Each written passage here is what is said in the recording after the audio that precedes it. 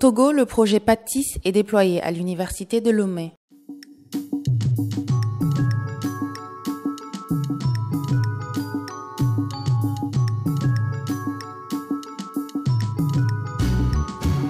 La cérémonie d'inauguration et de remise officielle des travaux d'infrastructures réseau et de matériel informatique s'est déroulée le vendredi 26 juin 2015 dans l'auditorium de l'université. Une cérémonie placée sous le patronage du ministre de l'Enseignement supérieur et de la Recherche en collaboration avec l'UEMOA et l'UNESCO.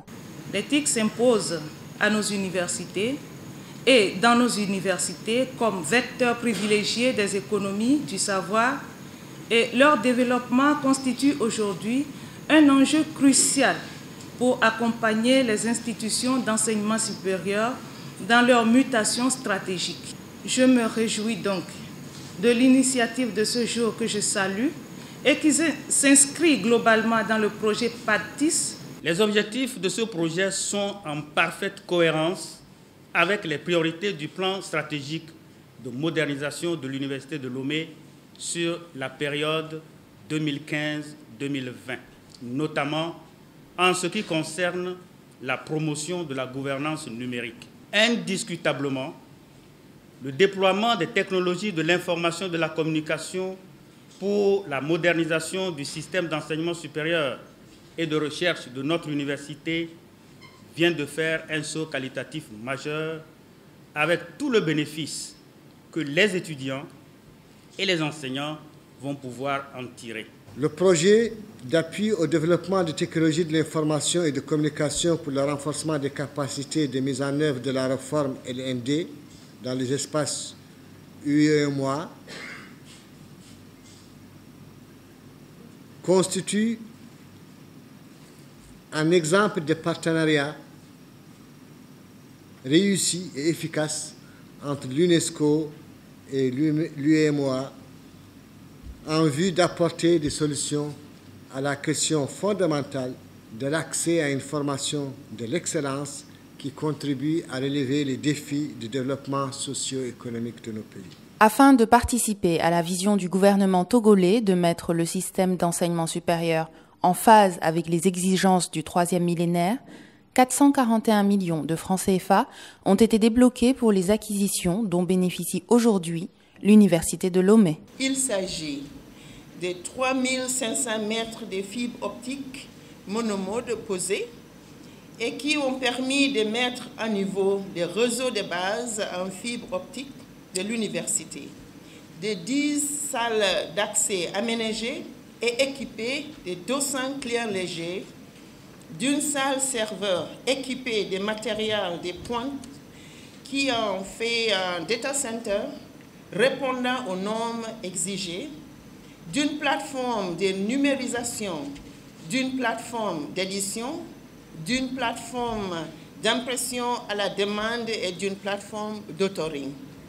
Un investissement global de 441 millions de francs CFA. Le volet renforcement des infrastructures TIC représente une part très importante des investissements consentis. Cependant, au-delà de la fourniture de matériel, le PATIS s'est fixé d'autres ambitions. L'ambition majeure du PATIS était, au-delà de la fourniture d'équipements et de moyens de mise en réseau, de mettre à la disposition des universités des États une bibliothèque virtuelle interconnectée au niveau régional, un institut virtuel pour dispenser des cours en ligne et des portails universitaires pour assurer le suivi de la gestion des systèmes de transfert et de capitalisation de crédit. Une des clés de la réforme LMD, c'est le principe de la mobilité et des enseignants-chercheurs et des étudiants. Il va de soi que nous ne serons jamais en capacité de gérer manuellement ces mouvements.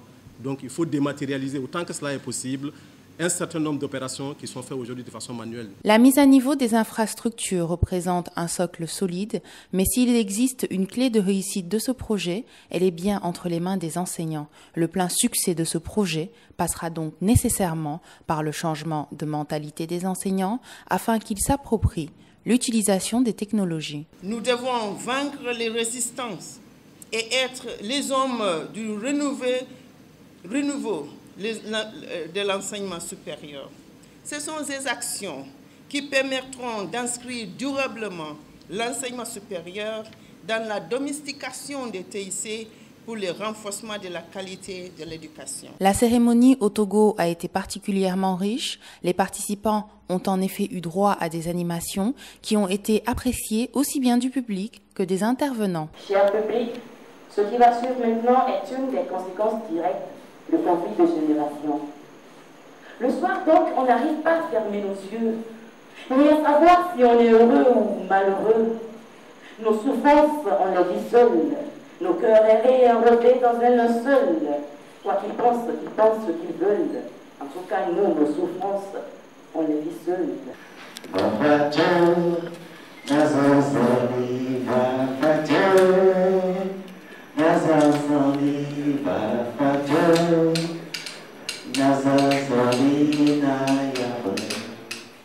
C'est suite à ces prestations que la délégation s'est dirigée vers le lieu de déroulement de l'inauguration et de la visite des installations.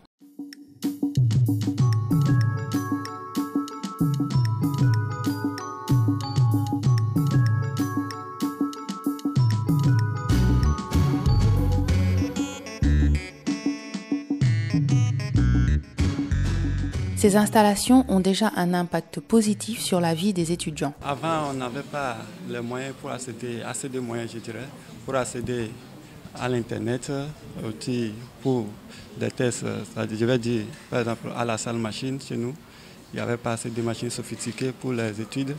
Bon, aujourd'hui, nous sommes